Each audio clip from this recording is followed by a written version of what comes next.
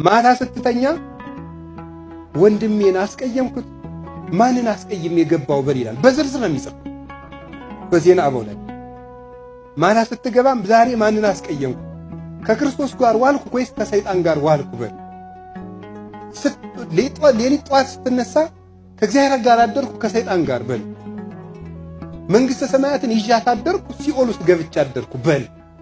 ኪሳራህን ገምግም ነው ጧትና ማታ። የማያስብ ነጋዴ፣ ኪሳራውን የማያስብ ነጋዴ፣ ትርፉን የማያስብ ነጋዴ ይሄ ምን ይባላል? ዘምቶ ተወረስ ይባላል አሉ ብፁዕ አቡነ ኤልሳ በረከታቸው ይድረሰን ባጸደ ነፍስ። ዘምቶ ተወረስም ይባላል። ዘምቶ ተወረስ ማለት ምን ማለት እንደሆነ ኦሆ ልትወው ከጦርነት ጋር እንዳይገናኝብኝ ነገሩ ግን ያለ መጽሐፍ ላይ ነው ልናገረው። ምን ማለት መሰላችሁ? ዘምቶ የሚወረስ ማለት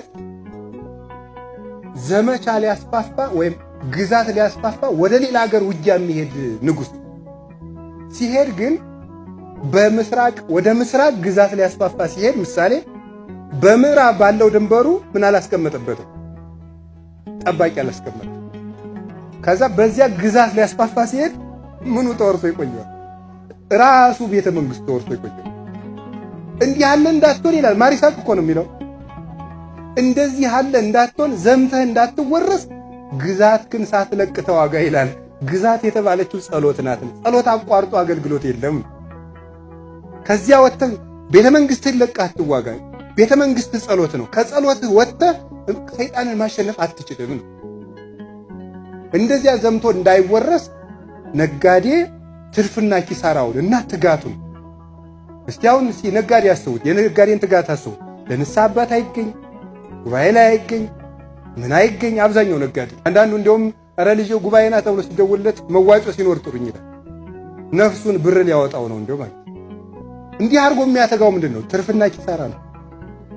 ትርፍና ኪሳራ ነው። ይሄ ዓለም ንግድ ነው። ወመከመ ብእሲ ዘይነግድ ወጽዋ አግብርቲሁ ንዋዮ ይትገበሩ ቦት መንግሥተ ሰማያት ሕገ ወንጌል ተስፋ እግዚእነ ኢየሱስ ክርስቶስ ሩቅ አገር የሚሄድ ነጋዴን ባሮቹን ጠርቶ ያተርፉበት ዘንድ መክሊት የሰጣቸውን ሰው ይመስላል አይደል ያለ።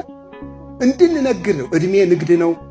ወጣትነት ንግድ ነው። ሽምግልና ንግድ ነው። ትዳር ንግድ ነው። ምንኩስና ንግድ ነው።